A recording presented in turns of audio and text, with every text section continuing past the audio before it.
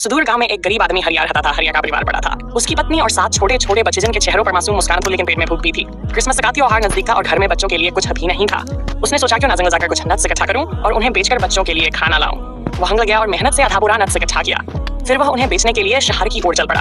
आगे रास्ता 2 हिस्सों में बनता था। उसे एक पुराना दोस्त मंगल मिला। मंगल भी हरिया की तरह गरीब था और उसके भी कई बच्चे थे। दोनों ने एक दूसरे को देखकर मुस्कुराते हुए कहा, अरे दोस्त कैसे हो? हरिया ने अपनी कहानी सुनाई। देख मंगल, मेरे पास ये नट्स हैं, इन्हें बेचकर बच्चों के लिए खाना लाऊंगा। मंगल ने हंसते हुए कहा, क्या बात है, मेरे पास भी आधा बोरा खसखस के बीज है, मेरे बच्चे भी भूखे हैं, क्यों ना हम अपने बोरे बदल लें, शायद इससे दोनों का काम बन जाए। दोनों दोस्तों ने हंसी मजाक में बिना बोरे खोले उन्हें आपस में बदल लिया। दोनों के चेहरों पर एक अजीब सी चमक थी, लेकिन दोस्ती के भरोसे चुप रहे। हरिया और मंगल दोनों अपने बोरों को लेकर अपने घर लौटे। घर पहुंचते ही हरिया ने बच्चों को बुलाया, आओ देखो मैं तुम्हारे लिए क्या लाया। बच्चों ने उत्साह से बोरा घेर लिया, लेकिन जब हरिया ने बोरा खोला तो उसमें खसखस की जगह ओ के कड़वे फल निकले। बच्चे निराश हो गए और हरिया का चेहरा गुस्से से लाल हो गया। उसने चिल्लाया, उस मंगल ने मुझे ठग लिया। उधर मंगल भी अपने घर पहुंचा। उसकी पत्नी और बच्चे खुशी से बोरे के पास दौड़े। देखो नट्स के बीज लाया हूँ, मंगल ने गर्व से कहा, लेकिन बोरा खोलते ही सबके चेहरे लटक गए। उसमें नट्स नहीं राख थी। मंगल गुस्से से चीखा, हरिया ने मुझे धोखा दिया, मैं उसे सबक सिखाऊंगा। अगले दिन दोनों गुस्से में लाठियां लिए शहर के चौराहे पर मिले। दोनों एक दूसरे पर लाठियां तानने ही वाले थे कि मंगल अचानक हंस पड़ा, अरे हरिया, हम तो पुराने दोस्त हैं, ये ठगी बगी क्या, चल मिलकर कुछ करते हैं। हरिया भी हंस पड़ा। दोनों ने लाठियां नीचे की और गले मिले। उनकी दोस्ती फिर से खिल उठी।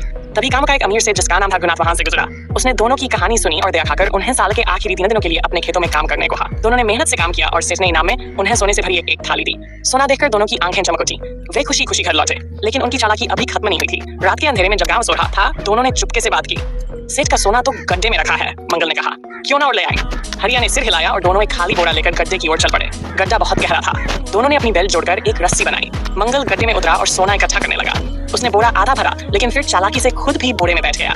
ऊपर खड़े हरिया से बोला, खींच दोस्त। हरिया ने मेहनत से बोरा खींचा। जंगल के पास पहुंचते ही मंगल बोरे से निकला और हंसते हुए बोला, अरे मैं भी यही हूँ। हरिया हैरान रह गया, लेकिन वह इतना थक गया था कि सो गया। मंगल ने मौका देखा और सोने का बोरा लेकर भाग निकला। सुबह जब हरिया जागा तो वह गुस्से से लाल हो गया। उसने एक छड़ी काटी, उसमें रस्सी बांधी और बैल की आवाज निकालते हुए जंगल की ओर चला। मंगल ने दूर से आवाज सुनी और डर गया कि कोई गाड़ी आ रही है। उसने सोने का बोरा छोड़ दिया और रुका। तभी उसे हरिया दिखा। दोनों फिर मिले और हंसते हुए बोले, हम एक दूसरे को ठग नहीं सकते। रात को जब वे फिर से आराम करने बैठे, मंगल सो गया। हरिया ने मौका देखा और बोरा लेकर भाग गया। घर पहुंचकर उसने अपनी पत्नी से कहा, यह सोना डिब्बे में छिपा दो और मुझे कब्रिस्तान में दफना दो। अगर मंगल आए तो कहना कि मैं मर गया। पत्नी ने हरिया को कब्रिस्तान में हल्की मिट्टी के नीचे दफनाया ताकि उसे कोई नुकसान ना हो।